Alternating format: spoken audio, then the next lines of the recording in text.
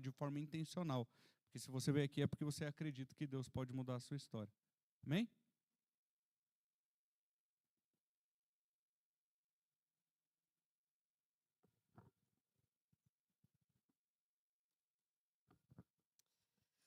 Boa noite, queridos, graça e paz. Já me apresentaram, né? Então eu sou Alex, sou pastor ali da Eclésia Betel, no Alto Boqueirão. Conheço o Marlon já há alguns anos, Felipe também. Já tive ministrando, acho que em 2 ocasiões, em encontro de homens da Igreja Viva. E é uma alegria hoje estar aqui com vocês de novo. E o texto que eu gostaria de compartilhar se encontra no Evangelho de Lucas, capítulo 6.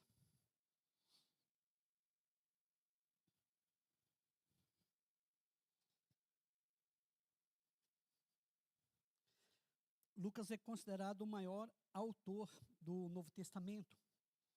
Paulo escreveu 13 dos 27 livros, mas os 2 volumes de Lucas, que é o Evangelho de Lucas e o livro de Atos, o volume desses 2 livros é maior do que os 13 escritos por Paulo. Então, Lucas, gentil, que não era judeu, ele é considerado o maior autor do Novo Testamento. Lá no finalzinho do capítulo 6, versículo 46. Lucas 6, a partir do versículo 46. É uma história bastante conhecida.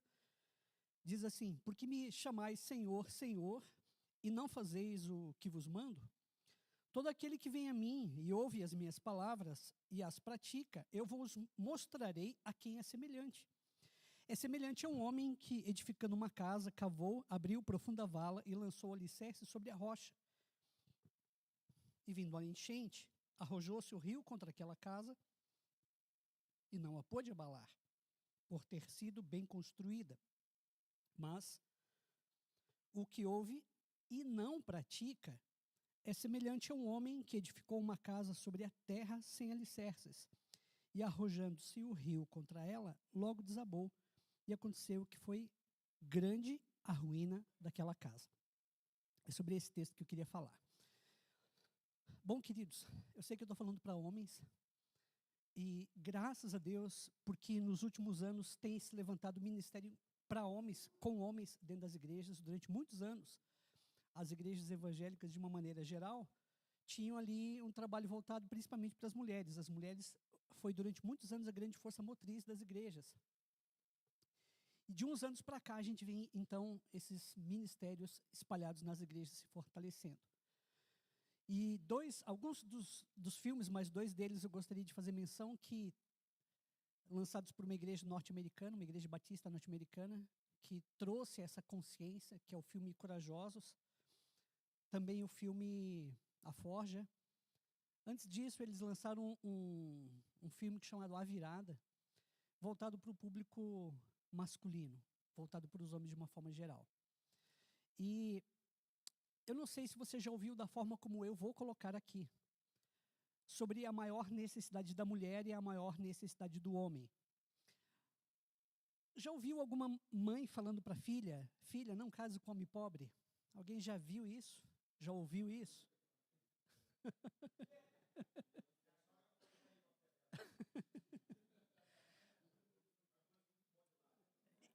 E geralmente, por que a mãe responde, por que a mãe justifica esse argumento para as filhas?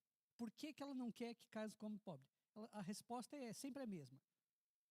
Para você não sofrer. Qual é a maior necessidade de uma mulher? A maior necessidade de uma mulher, necessariamente, não é sentir-se amada. A maior necessidade de uma mulher é sentir-se segura. Exatamente. Quando uma mulher se sente insegura sobre se vai ter dinheiro para pagar o aluguel, como é que vai pagar a água, isso abala ela emocionalmente. Deixa ela insegura em relação à sua figura, à sua pessoa, como provedor, como sacerdote, como homem. E a maior necessidade de um homem? Se a maior necessidade de uma mulher é sentir-se segura em relação ao homem, qual é a maior necessidade do homem em relação à mulher? E não é o sexo. É uma necessidade fisiológica. Mas acima de uma necessidade fisiológica, há no sexo um prazer que não é físico.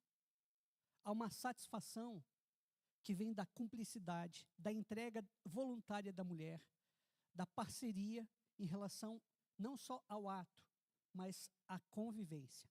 Então, a maior necessidade de um homem é sentir-se respeitado e valorizado dentro do relacionamento. Quando um homem não é respeitado pela mulher, ele perde a autoridade dentro de casa, como pai, como conselheiro, e ele se sente diminuído e inseguro para resolver os problemas da casa, como consertar um chuveiro.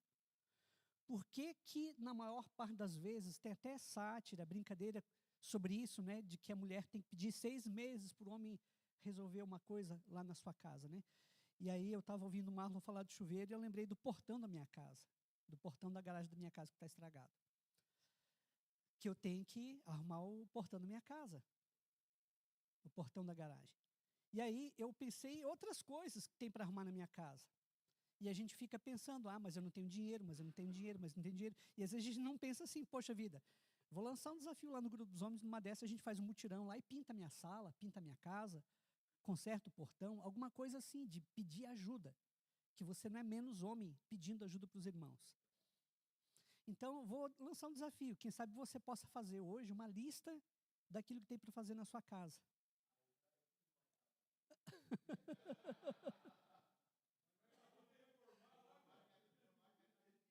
Ó, que benção. Fazer uma lista, coloca prazo, faz orçamento, não tenho dinheiro, mas ora em cima daquilo ali. Coloca aquilo ali como propósito de oração.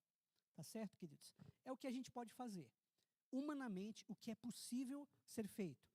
Mas, falando sobre masculinidade, e falei da necessidade da mulher, da necessidade do homem, não sei se vocês também já viram esse dado. Dos casais que efetivamente se casam hoje no cartório, o índice de divórcio está na casa de 51%. Muita gente não casa, junta os paninhos, vai morar junto. Não tem a certidão de casamento. Então, não tendo a certidão de casamento, não casando no cartório, não tem esses registros, não entra para as estatísticas. Então, dentro das estatísticas de certidão de casamento e de divórcio, 51% dos casais que casam se divorciam. E entre os casais cristãos, já ouviram falar da estatística? De uma maneira geral, 51% dos casais se separam. E dos casais cristãos?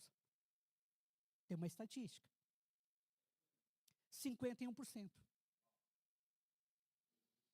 Agora vamos falar um português bem claro aqui, bem rasgado. E eu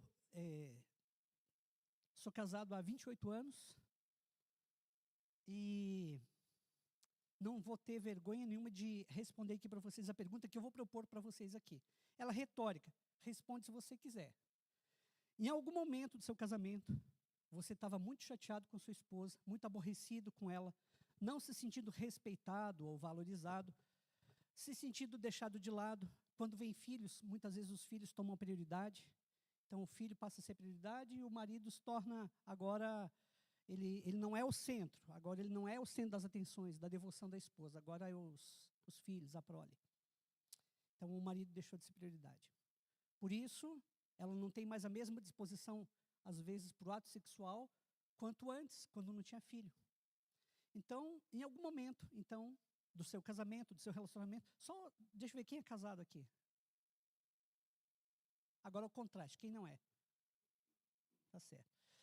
Em algum momento você sentiu vontade, você estava com raiva, estava bravo, você sentiu vontade de separar de sua esposa? Pensou em algum momento assim, casei com a pessoa errada? Alguém além de mim pensou isso já? Senhor, eu errei na minha escolha, e agora?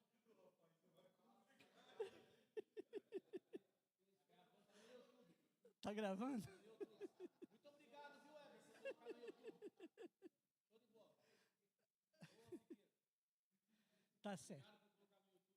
Então vejam bem, se 51% dos casais cristãos se separam, e a maior necessidade da mulher é sentir-se amada, sentir-se, segura, E a maior necessidade dos homens, dos maridos, é sentir-se respeitado.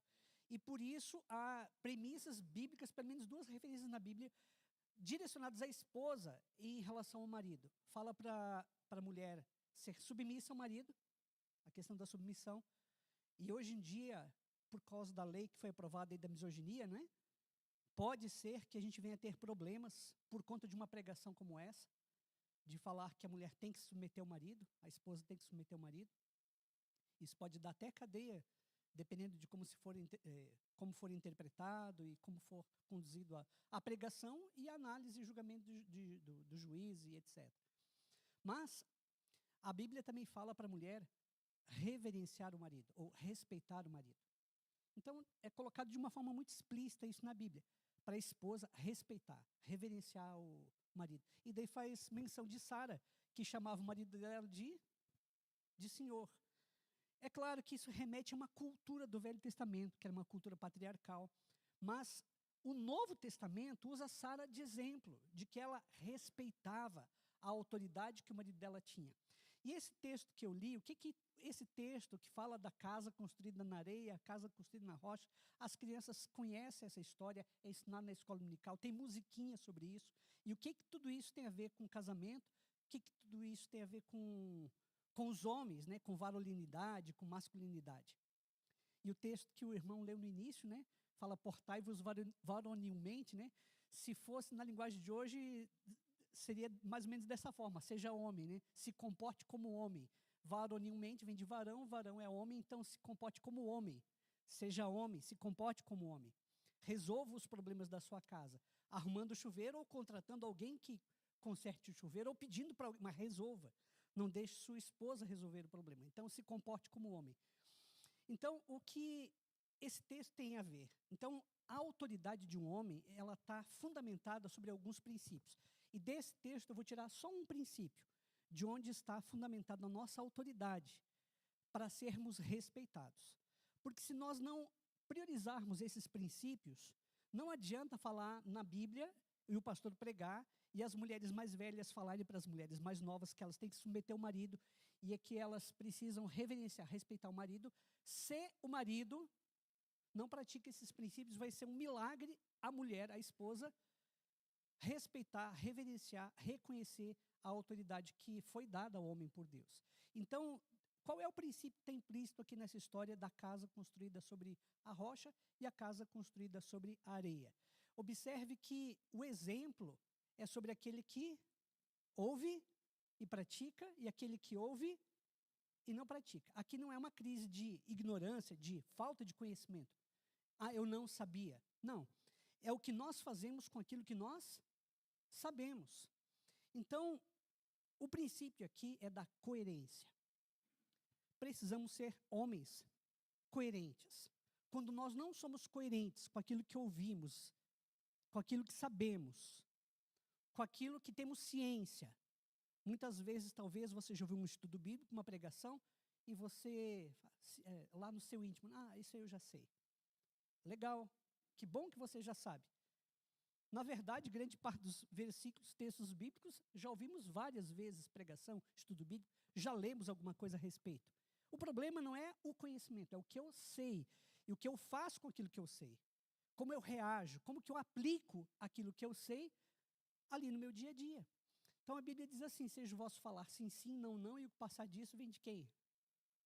Vem do maligno. Então muitas vezes, queridos, a gente fala uma coisa e faz outra. E os filhos veem isso. A esposa vê isso. Vê como a gente se comporta na igreja, como a gente se comporta em casa. Tem até uma piadinha, né? Morreu o pastor, estão fazendo o velório do pastor, e todo mundo elogiando o pastor, que ele é um homem de Deus, que ele era bom, que ele era isso, que ele era aquilo. E a esposa do pastor, sentada na primeira fileira, vai lá e cutuca o filho, vai lá e vê se é o teu pai mesmo. Né? Porque às vezes falta coerência. Então, um princípio da autoridade, para que você se sinta feliz dentro de casa, porque a questão de ser feliz dentro de um casamento, dentro de uma família, a família precisa não ser tóxica, os relacionamentos não podem ser tóxicos. E quando existe essa toxicidade no casamento ou no relacionamento, ninguém vai ser feliz. E um homem mal-humorado, dentro de casa, vai ser difícil a esposa dar beijinho de noite.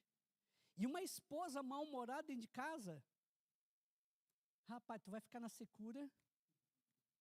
Então não é por conta do prazer sexual, queridos, mas é a satisfação de ser família.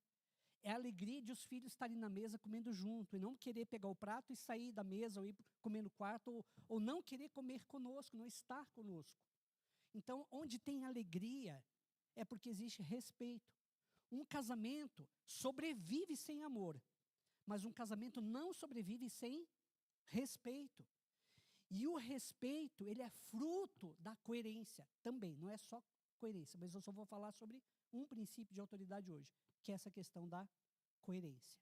Que nós precisamos ser coerentes se queremos ser respeitados como homem, como marido e como pai. E quando a mulher, a esposa, não respeita o marido, os filhos aprendem com ela. Os filhos não vão respeitar o pai se viram a mãe não o respeitando. Antes de ter filhos, eu sempre aconselho as pessoas a terem um animal de estimação. De preferência aquele que fica dentro de casa. Pode ser um cachorrinho, principalmente cachorrinho, cada cachorro tem uma identidade, né? E gosta de fazer coisa errada também. O gato, todos eles, de uma maneira geral, são muito parecidos. Porque quando você tem um cachorrinho, e daí eu tive um cachorro antes de ter filho, e eu queria que o cachorro dormisse então para lá de fora de casa, minha esposa queria que ele dormisse para dentro de casa. Então, quando eu não estava em casa, ele entrava dentro de casa. Quando eu chegava em casa, ele saía.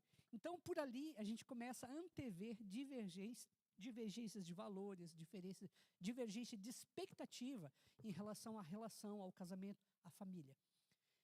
Todo mundo tem expectativas. Todos os homens têm expectativa em relação às suas esposas. E quantos mais relacionamentos você teve antes de casar, mais elementos de comparação você vai ter dentro do seu casamento. Quanto menos relacionamentos anteriores, menos elementos de comparação, menos frustração. Não que não vai ter frustração, porque se tem uma coisa que nós cristãos, homens cristãos, precisamos aprender a lidar dentro do casamento é com a frustração. Não será uma lua de mel. Somos cristãos, somos homens de Deus, vamos orar sempre, vamos nos alegrar no Senhor, porque se não for no Senhor a gente não consegue se alegrar. Aprender a lidar com tédio, aprender a lidar com frustração. A gente tem uma geração hoje que não sabe lidar com tédio. E quem sabe eles estão aprendendo com a gente. Não sabem lidar com a frustração. Não sabem lidar com o não. Não do chefe. Tem um rapaz da igreja que trabalha na Renault, supervisor na Renault, e ele fala o seguinte, que quando ele tem que chamar a atenção de uma pessoa na linha de produção, de que ele tem que pisar em ovos, porque já chegou ao ponto de você chamar a atenção de um operador na linha de produção e ele abandonar o posto e ir embora. Ele simplesmente vai embora e não pode demitir. O sindicato não deixa demitir. O aluno não sabe ouvir não na escola. O cidadão não sabe ouvir não de um policial ou de um guarda municipal, não respeita a autoridade. Não sabe ouvir não de um pai. Mas e o homem? Ele sabe ouvir um não de uma esposa? O homem sabe ouvir um não do sogro, da sogra, do pai, da mãe, ou do pastor, ou de um líder? Então, se a gente não sabe ouvir não, como é que a gente quer que a esposa aceite o nosso não, ou os filhos aceitem o nosso não? Então, falta coerência. Então, se nós queremos uma boa sociedade, uma sociedade estável, uma cultura estável, famílias estáveis, a gente precisa aprender a lidar com essas frustrações, dentro e fora do casamento, no trabalho, na igreja, precisa aprender a lidar com frustração dentro da igreja. Na igreja tem N problemas, né? Só tem pecador dentro da igreja, gente. Né? Só tem pecador. Só Jesus que é o perfeito. Tirando Jesus, o resto é tudo pecador. E nós somos pecadores. E às vezes a gente quer cobrar um nível de perfeccionismo, de assertividade, de infabilidade, que só vai existir no céu. Aqui na terra, não tem igreja ainda que atingiu esse patamar. Então, queridos, o que eu gostaria de chamar a atenção, destacar hoje à noite, é sobre um princípio para a autoridade, é o princípio da coerência. Se formos coerentes com aquilo que nós ouvimos e fazemos, a autoridade será guarnecida, será protegida, será respaldada dentro de casa e em qualquer outro ambiente. Mas se aquilo que eu sei não condiz com o que eu faço, não condiz com as minhas práticas de uma maneira geral, não serei respeitado. Então as pessoas podem até apertar sua mão, as pessoas podem falar bem de você na sua frente, mas quando você virar as costas, o que elas vão falar de você vai ser algo diferente. Elas não vão te tratar da mesma forma na frente e nas suas costas. Então, vamos ser coerentes, que aquilo que as pessoas vão pensar e falar de mim, de você, vai ser a mesma coisa em qualquer ambiente, em qualquer circunstância. Em nome de Jesus. Amém, queridos? Obrigado, viu, queridos, pela atenção, pela consideração. E não pensem que isso não é um desafio para mim, é um desafio para todos nós, tá, queridos? Obrigado, Marcos. Obrigado, pastor. Bota o celular. Meu Deus do céu. Apanhou um pouquinho aí ou não? Apanhou ou não? É bom, né? Apanhar desse jeito. Apanhar de pantufa. Oi, pastor Edmilson.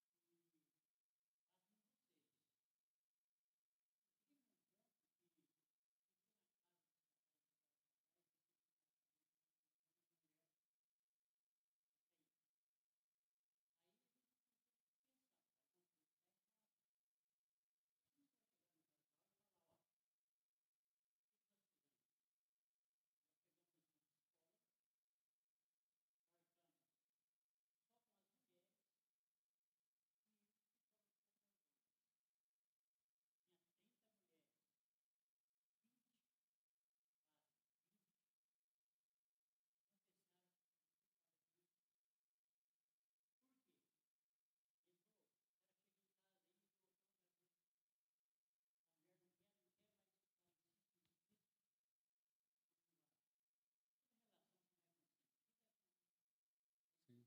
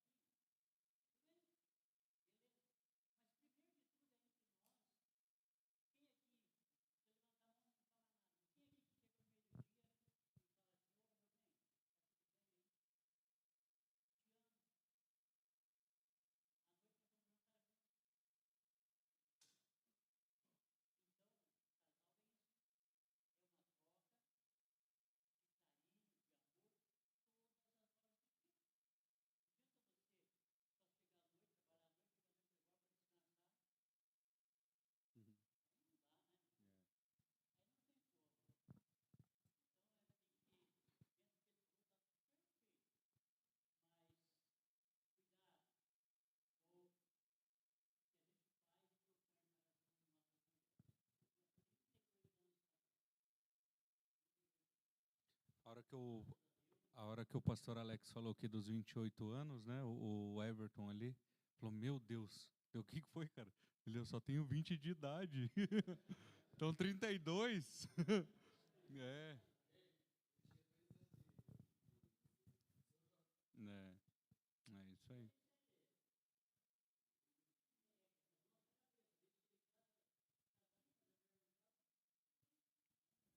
Tem que respeitar, né? No outro dia você muda a estratégia, né? É. Irmão, o pastor Jonatas e a pastora Mari, lá no Forjando, eles têm uma ministração que é absurda. E eu não vou compartilhar, se você quiser saber da ministração, você vai no próximo Forjando, que é uma benção. Mas assim, a mulher, você sempre tem que olhar ela como um jardim, né? Então, se você quer colher uma flor bonita à noite, durante o dia você rega bem. Porque senão, irmão, sem chance.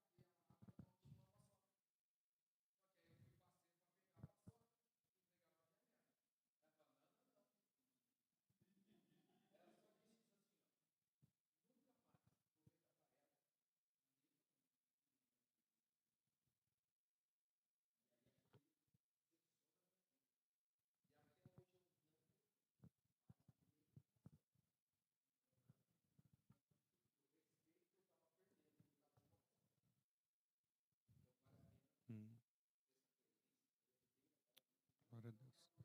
Irmão, e deixa eu te falar uma coisa. Talvez você está aqui e a partir dessa palavra você pensou em outra pessoa. Talvez não. Eu pensei. Mas a verdade é que essa palavra é para nós que estamos aqui, tá? Não é, fulano.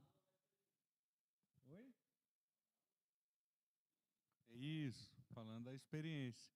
Então, essa palavra é para nós. É para você que está aqui, que dispôs o teu coração para estar aqui. Marlon, sou solteiro, não tenho esposa, não tenho filhos ainda. Irmão, você vai ter, calma.